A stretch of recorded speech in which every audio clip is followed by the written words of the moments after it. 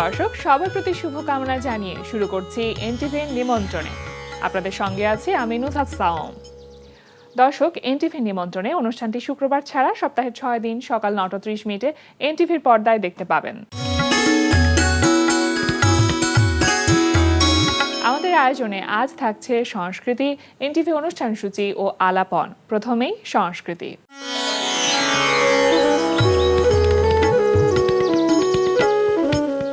গুলশান একের radius art গ্যালারিতে অনুষ্ঠিত হচ্ছে শিল্পী প্রশান্ত কর্মকার বুদ্ধর 40তম একক চিত্রকলা প্রদর্শনী পিস। প্রদর্শনী চলবে 15 ডিসেম্বর পর্যন্ত। লালমাটিয়ার ভূমি আর্ট গ্যালারিতে অনুষ্ঠিত হচ্ছে কাজী শহীদের একক চিত্রকলা প্রদর্শনী ইম্পাস্টো। প্রদর্শনী চলবে 16 ডিসেম্বর পর্যন্ত। উত্তরার সেন্টার পয়েন্টের ভূমি আর্ট গ্যালারিতে অনুষ্ঠিত হচ্ছে resilient becoming a landmark art exhibition. প্রদর্শনী চলবে 13 ডিসেম্বর পর্যন্ত। এবার এনটিভি অনুষ্ঠান সূচি।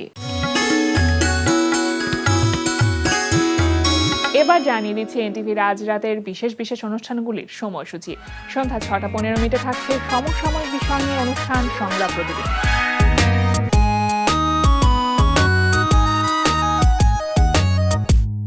রাত 8:20 থাকছে গোলাম মুক্তাদিরের পরিচালনায় ধারাবাহিক নাটক কাজিনস। জেরিনকে আবার বলিস না আমি খুঁজছি, মানে ও তো আমাকে খুঁজছিল, আবার প্রয়োজন হলে আবার খুঁজবে, ঠিক আছে?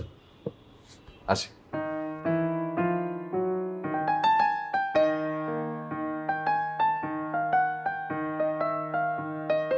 জেরিনের সাথে কথা বলতে আসলো না আমার সাথে কথা বলতে আসলো?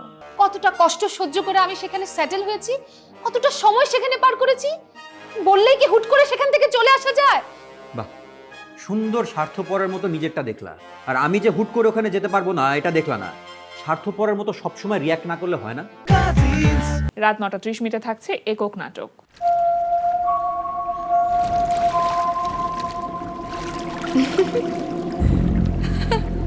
সারাদিন দেখেন তাও মন ভরে না। তোরে যত দেখি দেখার তৃষ্ণা আরো বাড়ে। আরে এই ঝগড়া বিবাদ ছাড়া, মানবিবাদ ছাড়া কোনো সংসার জমে নাকি? আপনার এই ভালোবাসা সারা জীবন থাকবি তো?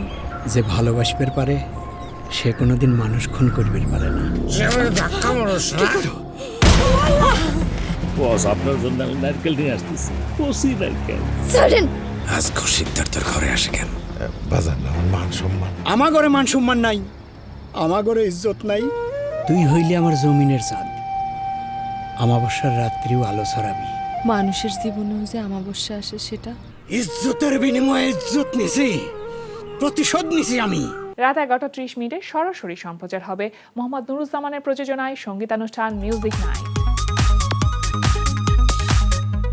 এই ছিল এনটিভির আজ রাতের বিশেষ বিশেষ অনুষ্ঠানগুলির সময়সূচি। এবার আলাপন। প্রিয় দর্শক, আমাদের আলাপনের আজকের অতিথি লোকসঙ্গীত শিল্পী সাফিয়া আফরোজ ইথি। শুভ সকাল। শুভ সকাল আপু। কেমন আছেন আপু? আছি আলহামদুলিল্লাহ ভালো। আপনার নামটা বেশ আনকমন, ইথি। মানে সাধারণত ইতি নামটা আমরা শুনি, কিন্তু ইথি নামটা খুব আনকমন, এবং আমার কাছে মনে হয় অনেকেই আসলে ভুল বুঝে আপনি যখন নামটা বলেন। নাম নিয়ে কখনো বিড়ম্বনা পড়তে হয়েছে? শুধু ইথি না, আমার সাফিয়া আফরোজ ইথি। এমন দেখা গিয়েছে যে কোনো জায়গায় 3টা নামই ভুল আসছে বা 2টা নামই ভুল আসছে, মানে প্রচুর বিড়ম্বনায় পড়তে হয় আমার নামটা নিয়ে। গানের সাথে আপনার পথচলাটা কিভাবে শুরু হলো? একেবারে ছোট থেকে বাবা নাট্যকার ছিলেন, আব্বু আমার দেশের বাড়ি জামালপুর। নামটা শুনতে চাই। শামসুল হক। আব্বু আবার অ্যাডভোকেট ছিলেন। মোটামুটি আমার এলাকায় এক নামে চেনে বাবাকে। নিজের থিয়েটার ছিল, মানে নিজের থিয়েটার, নিজের লিখত, পরিচালনা করতো, সবকিছুই বাবার। আচ্ছা, সেই হিসেবে মনে হয় একদম ব্লাড রিলেটেড, মানে রক্ত থেকে। বাবা কি গান গাইতেন না শুধু নাটক নিয়ে নাটক থাকতেন? করতেন, কিন্তু বাবার গানের গলা ছিল প্রচন্ড তুখার, একদম ফোক গানের। যে আব্বু নাটকের মাঝে মাঝে গানের কিছু টান থাকতো, লাইন থাকতো, আব্বু নিজে ভয়েস দিত। তারপর মাও টুকটাক গান করতো, মানে মা খুব শখ ছিল ছোট থেকে গান করবে, পারিবারিকভাবে পারেনি। কিন্তু মারই ভাস্তি, মামাতো ভাইয়ের মেয়ে আর কি, যিনি আমারও গানের হাতে খড়ি, আমার টিচার সেলিনা বেগম, বর্তমানে শিল্পকলায় আছেন জামালপুরের টিচার হিসেবে। তো মা রবীন্দ্রসঙ্গীত শেখার জন্য আপুকে রেখে দিল বাসায়। আচ্ছা, তো মোটামুটি অনেকগুলো রবীন্দ্রসঙ্গীত শিখলো। তখন আমি 3-4-এ পড়ি। মার পাশে বসে দেখা গেল যে সব গান আমি নিজে মুখস্থ করে ফেলছি। আচ্ছা। তো মা একটা সময় চিন্তা করলো যে আমার তো বয়স হয়ে গেছে, এখন আর গান করে কি করব, তার থেকে ওই মেয়ে গান করুক। হ্যাঁ, আমি বাসায় গান করতাম আর শিল্পকলায় নাচে ছিলাম, নাচের নাচও শেখা হয়েছে? ইন্টারমিডিয়েট পর্যন্ত ছিলাম, এইচএসসি পর্যন্ত জামালপুরে ছিলাম। নাচটাই বেশি করা হয়েছে, তখন গান খুব কম করতাম। কিন্তু ঢাকায় আমি যখন অনার্সে ভর্তি হলাম এরপর থেকে মোটামুটি গানটা রেগুলার করা হয়।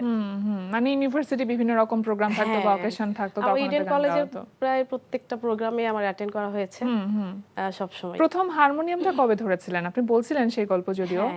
ওই তো মার সাথেই বসে, মার পাশে বসেই আমার ওই বোন সেলিনা আপু, তার মাধ্যমেই হারমোনিয়ামে হাতে খড়ি, এবং সেই টিচার। আমার এরপর আর কখনো কোথাও গান শেখা হয়নি। ছোটবেলা তো আমরা বিভিন্ন ধরনের গান গেয়ে থাকি, সেটা আপনি বলছিলেন রবীন্দ্রসঙ্গীতের কথা, নজরুল সঙ্গীত থাকে, দেশাত্মবোধক থাকে, আধুনিক গান থাকে, লোকগানও থাকে।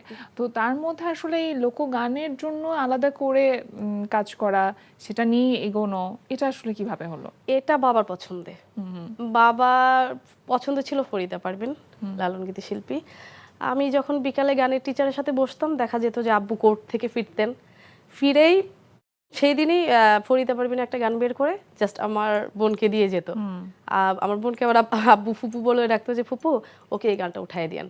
এইভাবে করে করে দেখা যেত যে প্রায় বেশিরভাগ লালন গীতিগুলো আমার উঠানো হয়ে যেত। এবং লালন ছাড়া যতদিন জামালপুর ছিলাম, শিল্পকলা প্রোগ্রাম, বাইরের প্রোগ্রাম, আমার ফোক গান বা লালন ছাড়া কোনো গানই গাওয়া হয় নাই, মানে আব্বুর ভয়ে। আচ্ছা, আব্বু ফোক ছাড়া কোনো গানই এলাও করতো না। আচ্ছা, এই কারণে সবসময় ফোক গান করতাম। লালন শাহের গান বলি কিংবা লোকগান বলি, সেগুলোর কিন্তু একটা গাম্ভীর্য আছে বা একটা তাৎপর্য আছে।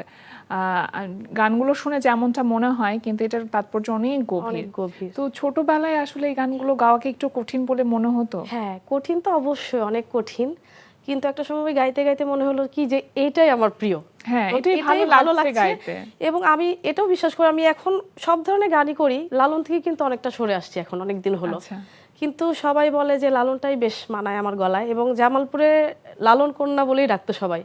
একবার শিল্পকলায় আমার একক সঙ্গীত সন্ধ্যা হলো, 17টা গান গেয়েছিলাম, সব লালন, জামালপুরে। হ্যাঁ, আচ্ছা।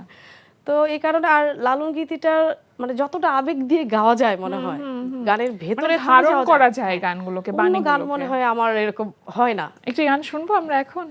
হ্যাঁ, শোনা যায়। কোন গানটি শুনছি? লালন গীতি তাহলে গাই। হ্যাঁ, শুনি। ইলাহি আলমিন গো আল্লাহ বাদশাহ আলম পনা, তুমি ডুবায়ে ভাষাইতে পারো, ভাষায় কিনারে দাও করো, রাখো মারো হাত তোমারো, রাখো মারো হাত তোমারো, তাই তো তোমায় ডাকি আমি বাদশাহ আলম পনা, তুমি বাদশাহ আলম পনা তুমি। নূহ নামের এক নবীরে ডুবায়ে অকুল পাথারে, নূহ নামের নবীরে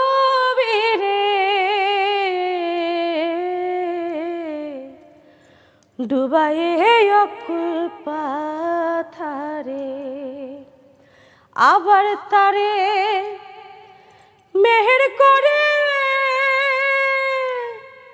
আপনি লাগাও কিনারে, জাহের আছে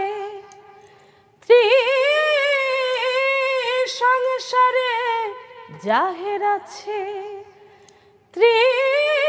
সংসারে, আমায় দয়া করো স্বামী বাদশাহ আলম পনা, তুমি বাদশাহ আলম পনা তুমি। সুন্দর। আপনার প্রথম স্টেজ প্রোগ্রাম বা প্রথম স্টেজে দাঁড়িয়ে গান গাওয়া, সেটা কত বছর বয়সে বা কেমন ছিল, সেটা নিশ্চয়ই মনে আছে? হ্যাঁ, আমার স্মৃতিশক্তি আবার খুব খারাপ, কিছুই মনে থাকে না। কিন্তু কিছু কিছু মনে থাকে। এটা আমার এলাকাতে একটা কৃষি ফার্মের ভেতর একটা প্রোগ্রাম হচ্ছিল একদম বাসার পাশেই। তখন লাল ছুটি কাকাতুয়া এই ছড়া গানটাই আমার জীবনে প্রথম স্টেজ শো ছিল আর কি। তখন কি নার্ভাস ছিলেন? প্রচন্ড। স্টেজে তো গাওয়ার অভ্যাস নেই, তার মধ্যে মিউজিকের সাথে এটা প্রথম গাইতে গেলে তো নার্ভাসনেস আসবেই, কাজ করে। আচ্ছা, পরবর্তীতে তো বড় হবার পরে আসলে অনেক জায়গাতে স্টেজ শো করা হচ্ছে, সবথেকে মেমোরেবল স্টেজ শোর কথা যদি জানতে চাই। মেমোরেবল আছে কিছু। আমার পুলিশ ডিপার্টমেন্টে মোটামুটি অনেক প্রোগ্রাম করা হয়েছে। সেই ক্ষেত্রে রাজারবাগে যখন আমি আমি সাব ইন্সপেক্টর আছি, এটা তো বলা হয়নি। আমি ট্রেনিং শেষ করে এসে যখন জয়েন করলাম, তারপর ঢাকার আমাদের যে কমিশনার স্যার ছিলেন, স্যারের আমন্ত্রণে গিয়েছিলাম। তো পুরা রাজারবাগ মাঠে বিশাল প্রোগ্রাম ছিল, সব অফিসাররা ছিল। আমার সেই প্রোগ্রামটার কথা খুব মনে হয়। এরপরে অনেক প্রোগ্রাম করেছি, কিন্তু পুলিশ লাইফে সেটা প্রথম প্রোগ্রাম ছিল। কতক্ষণের প্রোগ্রাম ছিল, মানে কতক্ষণ শো করেছিলেন? আপনার গান গাওয়া হয়েছিল? করেছিলাম 2টা গান করেছিলাম। আচ্ছা। আর সেই জায়গায় আরো তো আমাদের সাংস্কৃতিক পরিষদের যে টিমটা, টিম ওয়াইজ প্রোগ্রাম, নাচ ছিল, আরো গান ছিল, আর পারফরমেন্স ছিল, বাইরের শিল্পীও ছিল। তো আমরা পুলিশ হিসেবে আমাদের প্রোগ্রামটা আগে ছিল, এই জন্য প্রথম দিকেই আমার 2টা গান করা হয়েছিল আর কি। কথা প্রসঙ্গে নাচের কথা আসলো, ছোটবেলায় আপনি নাচ শিখেছিলেন বলছিলেন, তো পরবর্তী তার কন্টিনিউ করা হলো না? না, করা হলো না সেটা। আর ওই আমি নাচের কিন্তু সব ওয়ার্কশপ করা হয়েছে, কিন্তু গানের কিন্তু আমার জামালপুরে কোনো ওয়ার্কশপ হয়নি। যেমন ঢাকা থেকে টিম যেত শিল্পকলায়, কয়েক মাস পর পর একটা ওয়ার্কশপের জন্য ভরতনাট্যম, কথক, সব নাচের কিন্তু আমি নাচ করা হয় না? একেবারেই না। আমি অনার্সে যখন ভর্তি হলাম ঢাকা ইডেন কলেজে, এরপর থেকে আর নাচ করা হয়নি। দেখা গেল যে ইডেনে নাচের মেয়ে অনেক বেশি ছিল, কিন্তু গানের শিল্পী খুব কম ছিল। এই কারণে আমার নাচটার সুযোগ হয়নি, গানই বেশি করা হয়েছে। কিন্তু আমার মার মনে খুব কষ্ট ছিল যে তুমি একটা নাচ জানো, ইডেন কলেজে এত বছর পড়লা, কেউ জানলই না। পরে পুলিশের ট্রেনিং ছিল সারদায় 1 বছর।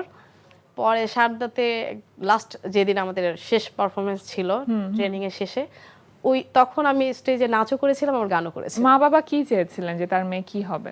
মা বাবা আসলে একটা চাকরি করবো এরকম চাহিদা ছিল। আমাদের জামালপুরে আমার আশেপাশে অনেকেই সঙ্গীত নিয়ে পড়াশোনা করেছিল অনার্সে, কিন্তু আমার বাবা কখনো চাইনি এটা। আমার বাবার কথা ছিল যে গানটা তুমি শখে করো, কিন্তু প্রফেশন লাইফ টোটাল আলাদা থাকবে তোমার।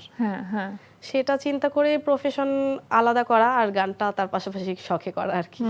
প্রথম মৌলিক গানটা কবে করা হলো, কিভাবে করা হলো? প্রথম মৌলিক গান ডুয়েট গান করেছিলাম রাজন সাহা, আমাদের জামালপুরের দাদা। ছোটবেলা থেকে একসাথে সঙ্গীত জগতে উঠা বসা, খুব ভালো লিখেন, সুর করেন, কম্পোজিশন করেন। দাদার লেখা সুর করে একটা ডুয়েট গান করেছিলাম দাদার স্টুডিওতে।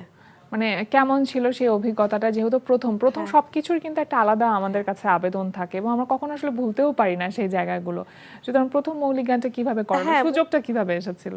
সুযোগটা তো দাদার সাথে তখন একটা আরটিভিতে একটা রিয়েলিটি শোতে ছিল, ওটাতে অ্যাটেন্ড করলাম। তার মাধ্যমে আবার দাদার সাথে অনেক বছর পরে দেখা। একসাথে তো জামালপুরে একসাথে গান করতাম ছোট থেকে। তারপর দাদা ওইখানে যারা গান করলাম 10 জনের মতো একটা টিম নিয়ে দাদা বললো যে আমি কিছু মৌলিক গান করবো, তোরা তাহলে আয়। তো দাদা তো একেবারে ফ্যামিলির মতোই সম্পর্ক দাদার সাথে। সেই হিসেবে দাদার বাসায় যাওয়া, গান প্র্যাকটিস করা, এবং এটা আলাদা একটা অনুভূতি। কারণ ছোট থেকে সবসময় অন্যের গান আমি গেয়ে এসেছি, আমার নিজস্ব কোনো গান নেই। তো ওই সময় নিজের একটা আলাদা গান হলো, যেটা একেবারে কখনো কেউ গায়নি। এটার অনুভূতিটা আসলে সত্যি আলাদা। এবং এই যে নিজের গায়কই তৈরি করা, এই জায়গাটা কিন্তু বেশ কঠিন এবং চ্যালেঞ্জিং আমার কাছে মনে হয়। এখন পর্যন্ত বেশ কিছু মৌলিক গান তো আপনার গাওয়া হয়েছে, তো কি মনে হয় যে এখন আসলে নিজের যে গায়কের জায়গাটা, সেটা কি ওই স্বকীয়তার জায়গাটা তৈরি করতে পেরেছেন কিনা? চেষ্টা করি চাকরির পাশাপাশি। এর মধ্যে আমার মৌলিক গান 7টার মতো মৌলিক গান, এর মধ্যে 3টা গান আবার নিজে লিখেছি, নিজে সুর করেছি হুট করে। দারুণ তো। মানে মানুষ, আমি একটা সময় চিন্তা করতাম যে মানুষ কিভাবে গান লিখে সুর করে, কিভাবে আসে। কিন্তু আমি হঠাৎ দেখা গেল রিক্সা দিয়ে যাচ্ছি, আমার নিজের মাথায় একটা সুর আর কথা চলে আসলো, সাথে সাথে মোবাইলে রেকর্ড করে বাসে গিয়ে হারমোনিয়াম দিয়ে তুলে। এবং এটার জন্য যে আমার অনেক টাইম দিতে হয়েছে বা 2-3 দিন ভাবতে হয়েছে তাও না, হুট করে আমি দেখা যাচ্ছে 10-15 মিনিটের মধ্যেই মাথায় আসলো, আবার কথা টথা দিয়ে আমি গান রেডি করে ফেললাম। নিজের ভেতর থেকে বা উপলব্ধির জায়গা থেকে বা জীবনবোধ থেকে অনেক রকম অনেক কথা আসে না, অনেকটা ওরকম। সেটাই।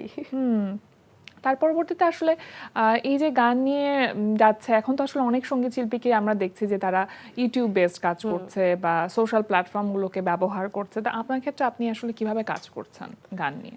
আমি লাস্ট আমার 2 মাস হলো আমার নিজের ইউটিউব চ্যানেল থেকে একটা গান রিলিজ দিয়েছি, আমার মৌলিক গান। আমার আসলেও মানে খুব ফেমাস হয়ে যাওয়া বা খুব পরিচিতি পাওয়া বা আমার গানটা খুবই হোক এরকম চিন্তা না, মানে নিজের কাছে ভালো লাগা বা আমি আমার নিজে একটা গান শুনতে পাচ্ছি হ্যাঁ। বা আমার কাছের মানুষ যারা মানে গানকে ভালোবেসে গান ভালোবেসে, গাওয়া। এটাই মানে গানটার প্রতি ভালোবাসা থেকে।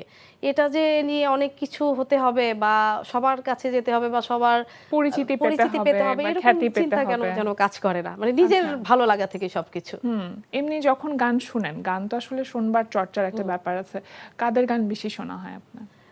বললাম না আগে তো ফোক টাইপ বেস লালন গীতি বেশি, তারপর ঢাকা চলে আসার পর দেখা যাচ্ছে আমি সব ধরনের গানই করি, মানে সব ধরনের গানই শুনতে ভালো লাগে আমার। আচ্ছা, এর মধ্যে আমাদের বাংলাদেশের ইয়াং জেনারেশন যারা সবার গানই শুনি, কনা, নিন্সি আপু, তারপরে ইমরান, তারপরে ইন্ডিয়ান শুভমিতা, মানে সবার গানই শুনি আর কি, মানে যে গানটাই ভালো লাগে যে ওইটাই গান আসছে সেই গানই শুনছি। আর যখন যেটা ভালো লাগে তখন দেখা যাচ্ছে সেটা খুব বেশি রিপিট শোনা হয় এবং নিজের অজান্তে গুনগুন করে শেখা হয়ে যায় গানটা। শেখা হয়ে যায়। আপনি বাংলাদেশ বেতারে লোকগান এবং আধুনিক গানে এনলিস্টেড, আর বাংলাদেশ বেতারে লোকগানে এনলিস্টেড। কবে হলেন, কিভাবে হলেন? আমি ইডেনে পড়া অবস্থায় অনার্সে যখন পড়ি তখনই এনলিস্টেড হয়েছি বিটিভিতে, কিন্তু অলসতা করে করে যাই কাজ করা হয়নি খুব একটা। হয়নি। এবং বেতারে আমি লাস্ট 2 বছর আগে এনলিস্টেড হয়েছে, অনেক পরে। আচ্ছা, এই যে অলসতা থেকে বা একটা চাকরির জায়গা থেকে দেখা যাচ্ছে আমার অফিস টাইম ছিল 9টা 5টা, আমার যে আমি বেতারে যাব অডিশন দিব, মানে অফিসিয়াল টাইমটার মধ্যে পরিচিত, এইসব চিন্তা করে আমার অ্যাপ্লাই করা হয় নাই। কিন্তু হঠাৎ কি মনে করে 2 বছর আগে অ্যাপ্লাই করলাম, এখন আবার বেতারেও এনলিস্টেড হয়ে গিয়েছে। এই যে চাকরি, সংসার, গান, এই তিনটাকে সামলানো একসাথে, এটা কঠিন বলে মনে হয়? আমার কাছে মনে হয় না, কারণ আমার মা তো চাকরিজীবী ছিলেন। ছোট থেকে মাকে খুব দেখে পরিশ্রম করতে দেখেছি, খুব সারাদিন অফিস করে এসে বাসায় এসে রান্না করতেছে, আমাদের সামলাচ্ছে, আমার গানের ক্লাস, নাচের ক্লাস, শিল্পকলায় নিয়ে যাচ্ছে, গানের প্রোগ্রামে নিয়ে যাচ্ছে। মাকে দেখে দেখে বড় হয়েছি, এই কারণে আমিও মানে একেবারে মার মতো। আমি যখন 7 দিন ট্রেনিং করছি তখন আমার কলিগরা, ব্যাচমেটরা আমাকে বলতো তুই তো একটা আয়রন লেডি। এই জন্য কোনো কিছু আমার কঠিন মনে হয় না, সবকিছুই মানে সহজভাবে নিতে পারি আমি। সেটাই, ব্যালেন্স করাটা আসলে নিজের উপর, টাইম ম্যানেজমেন্ট আমি কিভাবে করব। একেবারে শেষের দিকে চলে এসেছি, সবশেষে আপনার কণ্ঠে আরো একটি গান শুনতে চাইবো আপু, কোন গানটি শোনাবেন? আচ্ছা, আমি তাহলে একটা আমার লাস্ট মৌলিক যে গানটা অবশ্যই সেটা গাই, ছোট করে শুনি। হ্যাঁ, রাজীব হোসেনের লেখা সুর, কম্পোজিশন। তুই আছিস জাইন্না রাখিস বন্ধু, অন্তরের ভেতরেও আছিস, অন্তরের বাহিরেও তুই থাকিস,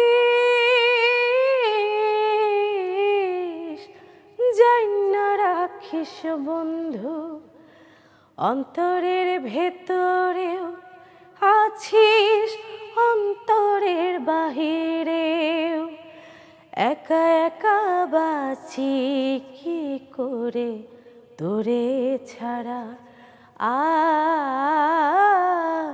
একা একা বাঁচি কি করে তোরে ছাড়া, তুই থাকিস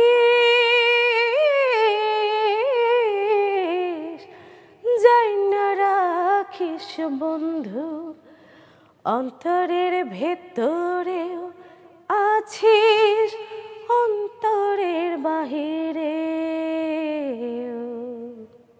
গানের কথাগুলো খুব সুন্দর, খুব ভালো লাগলো আপু আপনার সাথে কথা বলে। আজকে আমাদের আয়োজনে এসেছেন, সেজন্য আপনাকে অসংখ্য ধন্যবাদ। আমি এনটিভিকে ধন্যবাদ জানাচ্ছি আমাকে আমন্ত্রণ জানানোর জন্য। প্রিয় দর্শক, আমরা চলে এসেছি অনুষ্ঠানের শেষ প্রান্তে। অনুষ্ঠান সম্পর্কে আপনার মতামত জানাতে মেইল করুন ntvnimontrone@ntvbd.com। বিশ্বের যে কোনো প্রান্ত থেকে যে কোনো সময় এনটিভি নিমন্ত্রণে দেখতে ভিজিট করুন আমাদের পূর্ণাঙ্গ ওয়েব পোর্টাল www.ntvbd.com। এছাড়া এনটিভি সব জনপ্রিয় অনুষ্ঠান ও খবরের আপডেট পেতে ভিজিট করুন আমাদের ইউটিউব চ্যানেল ও ভেরিফাইড ফেসবুক পেজে। সবার মঙ্গল কামনায় আজকের মতো এখানেই শেষ করছি। সবাই ভালো থাকুন, সুস্থ থাকুন, সুন্দর হোক আপনার প্রতিটি মুহূর্ত।